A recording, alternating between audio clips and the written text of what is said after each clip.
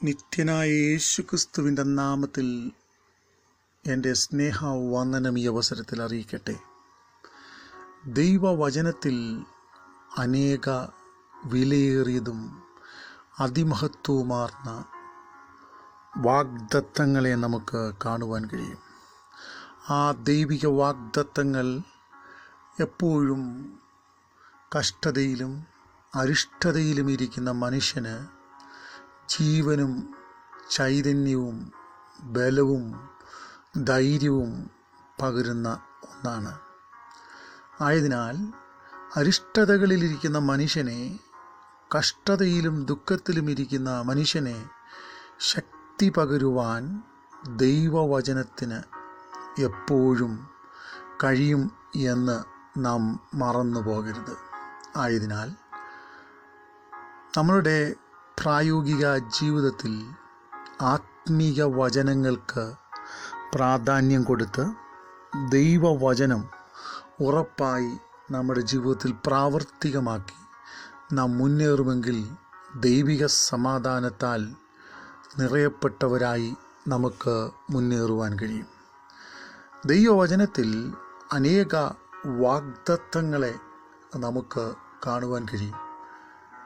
അല്പസമയത്തെ ചിന്തയ്ക്കായി 2 പത്രോസ് 1:4 അവയാൽ അവൻ നമുക്ക് വിലയേറിയതും അതിമഹത്വവുമായ വാഗ്ദത്തങ്ങൾ നൽകിയിരിക്കുന്നു. അവയാൽ നിങ്ങൾ ലോകത്തിൻ്റെ മോഹത്താലും നാശം വിട്ടൊഴിഞ്ഞ് ദിവ്യ സ്വഭാവത്തിന് കൂട്ടാളികളായി തീരുവാൻ ഇടവരുന്നു. അപ്പോൾ വിലയേറിയതും അതിമഹത്വവുമായ വാഗ്ദത്തങ്ങൾ ദൈവം നമ്മൾക്ക് തന്നിരിക്കുന്നു, അല്ലെങ്കിൽ ക്രിസ്തുവിൽ വിശ്വസിക്കുന്ന ഒരു ഭക്തൻ്റെ മേൽ നൽകിയിരിക്കുന്നു. അനേക വാഗ്ദത്തങ്ങൾ ഉണ്ടെന്ന് ഞാൻ പറഞ്ഞു. ഒന്ന് നമുക്ക് പ്രധാനമായി കാണുവാൻ കഴിയുന്നത്, യേശു പറയുന്നു, ഞാനൊരു ലോകാവസാനത്തോളം എല്ലാ നാളും നിങ്ങളോട് കൂടെയുണ്ട്. പിന്നെയും ദൈവവചനത്തിൽ കാണുന്നു, ഞാൻ നിങ്ങളെ കൈവിടുകയുമില്ല, ഉപേക്ഷിക്കുകയുമില്ല. പിന്നെയും ഒരപ്പനും അമ്മയും മറന്നാലും ഞാൻ നിന്നെ മറക്കുകയില്ല. അപ്പോൾ ദൈവവചനം വിലയേറിയ വാഗ്ദത്തങ്ങളുടെ ഒരു കലവറയാണ് എന്ന് നമുക്ക് കാണുവാൻ കഴിയുന്നു. അതിമഹത്തമായ വാഗ്ദത്തം ദൈവവചനം നമുക്ക് നൽകപ്പെട്ടിരിക്കുന്നു. ആയതിനാൽ ദൈവവചനം വിശ്വസിക്കുന്ന ഏതൊരു വ്യക്തിയുമേ ഇന്ന് നമ്മുടെ ജീവിതത്തിൽ ഏത് പ്രതിസന്ധി ഘട്ടത്തിലൂടെയാണ് നാം കടക്കുന്നതെങ്കിലും ഭയന്നു പോകേണ്ടുന്ന, അല്ലെങ്കിൽ വ്യാകുലപ്പെട്ടു പോകേണ്ടുന്ന, അല്ലെങ്കിൽ ആശ്ചര്യപ്പെട്ടു പോകേണ്ടുന്ന കാര്യമില്ല. ദൈവം നമ്മെ ധൈര്യപ്പെടുത്തുന്ന ദൈവമാണ്.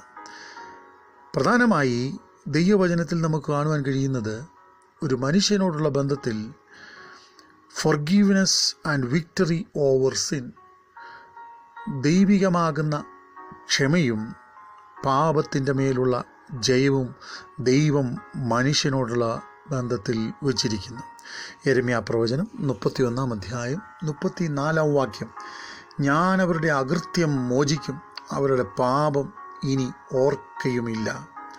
പിന്നെയും റോമാലേഖനം 8:1 അതുകൊണ്ട് ഇപ്പോൾ ക്രിസ്തുയേശുവിലുള്ളവർക്ക് ഒരു ശിക്ഷാവധിയുമില്ല. അപ്പോൾ ലോകത്തിൽ പ്രതീക്ഷയില്ലാതെ മനുഷ്യർ ഓടിക്കൊണ്ടിരിക്കുമ്പോൾ ക്രിസ്തുയേശുവിൽ വിശ്വസിക്കുന്ന ഏതൊരു ഭക്തനോടുമുള്ള ബന്ധത്തിൽ വലിയൊരു പ്രതീക്ഷ ദൈവം വയ്ക്കുകയാണ്. Forgiveness and victory over sin. പിന്നെയും ദൈവവചനം നമുക്ക് കാണുമ്പോൾ പ്രാർത്ഥന കേൾക്കുന്ന ഒരു ദൈവം നമുക്കുണ്ട്. ഫിലിപ്പിയ ലേഖനം 4 അതിൻ്റെ 6 വായിക്കുന്നു, ഒന്നിനെക്കുറിച്ചും വിചാരപ്പെടാതെ നമ്മളുടെ ആവശ്യങ്ങൾ സ്തോത്രത്തോടെ ദൈവത്തെ അറിയിക്കുക. അപ്പോൾ നമ്മളുടെ ആവശ്യങ്ങൾക്ക് പരിഹാരം വരുത്തി തരുന്ന ഒരു ദൈവം നമുക്ക് വേണ്ടിയുണ്ട്. 3 the gift of the Holy Spirit, ദൈവം തൻ്റെ പരിശുദ്ധാത്മാവിനെ നമ്മൾക്ക് നൽകിയിരിക്കുന്നു. അതൊരു അതിമഹത്തായ അനുഗ്രഹമാണ്. കാരണം 1 കൊരിന്ത്യർ ലേഖനം 3 അതിൻ്റെ 16 വായിക്കുമ്പോൾ, you are the temple of the Holy Spirit, നിങ്ങൾ ദൈവത്തിൻ്റെ മന്ദിരമാണ്. ദൈവത്തിൻ്റെ ആത്മാവ് നിങ്ങളിൽ വസിക്കുന്നു എന്ന് അറിഞ്ഞുകൊള്ളുവീൻ. അപ്പോൾ ദൈവത്തിൻ്റെ ആത്മാവ് നമ്മളിൽ വസിക്കുന്നു എന്നറിഞ്ഞ് ദൈവത്തിൻ്റെ മന്ദിരമായി ദൈവത്തെ സ്തുതിക്കാൻ നാം തയ്യാറാകേണ്ടിയിരിക്കുന്നു. പിന്നെയും നാലാമതായി ഞാനിവിടെ ചിന്തിക്കുന്നത് സെക്യൂരിറ്റി ഓഫ് അവർ സോൾ.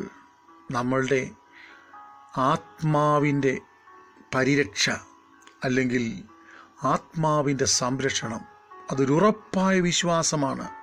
മരണമില്ലാത്ത, മരണത്തിനോ ആഴത്തിനോ അല്ലെങ്കിൽ കഷ്ടതയ്ക്കോ ദുഃഖത്തിനോ ഒന്നിനും തന്നെ ക്രിസ്തുവിൻ്റെ സ്നേഹത്തിൽ നിന്ന് നമ്മളെ വേർപിരിച്ച് കളയുവാൻ കഴിയത്തില്ല.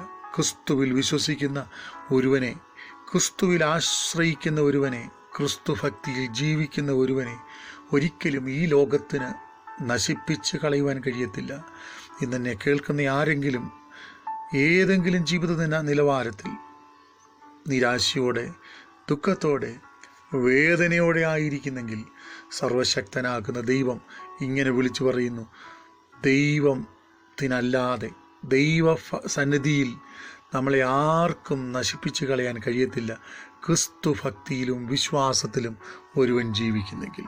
അപ്പോൾ മാത്രമല്ല, നാം ക്രിസ്തു ഭക്തിയിലും വിശ്വാസത്തിലും ജീവിക്കുന്നെങ്കിൽ നമ്മളുടെ ആത്മാവ് ഉയർക്കും, മരണം സംഭവിക്കും എന്നത് നിശ്ചയമാണ്. ഈ ലോകത്തിൽ ജനിച്ച സകല മനുഷ്യരും മരിക്കും എന്നത് യാഥാർത്ഥ്യമാണ്. എന്നാൽ മരിച്ചവർ ഉയർക്കുന്ന ഒരു ദിവസം ക്രിസ്തുവിൽ വിശ്വസിക്കുന്ന സകല ഭക്തന്മാരും ജീവിക്കും. ആയതിനാൽ ഈ ലോകത്തിൽ ഇന്ന് നമ്മളെ വിഴുങ്ങിക്കൊണ്ടിരിക്കുന്ന പ്രശ്നങ്ങൾക്കോ രോഗങ്ങൾക്കോ കഷ്ടതയ്ക്കോ കടഭാരത്തിനോ ആപത്തിനോ ഒന്നിനും തന്നെ നമ്മളെ ഇല്ലായ്മ ചെയ്യുവാൻ കഴിയത്തില്ല.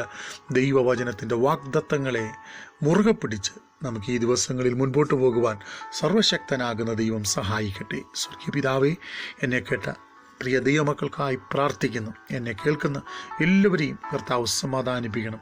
ഈ ദിവസങ്ങളിൽ ഞങ്ങൾ ഓരോരുത്തരും കടന്നു പോകുന്ന പ്രതിസന്ധി ഘട്ടങ്ങളിൽ ദൈവവചനത്തിൽ അതിൻ്റെതാകുന്ന മറുപടികളുണ്ട്, വാഗ്ദത്തങ്ങളുണ്ട്. അത് ഞങ്ങൾക്ക് എന്നേക്കും സ്ഥിരതയുള്ളതും നിലനിൽക്കുന്നതുമാകിയാൽ സ്തോത്രം. നിൻ്റെ ജനത്തെ ഞാൻ അനുഗ്രഹിച്ചു പ്രാർത്ഥിക്കുന്നു. സമാധാനം കൊണ്ട് നിറയ്ക്കണം. യേശുവിൻ നാമത്തിൽ തന്നെ. ആമേൻ, ആമേൻ.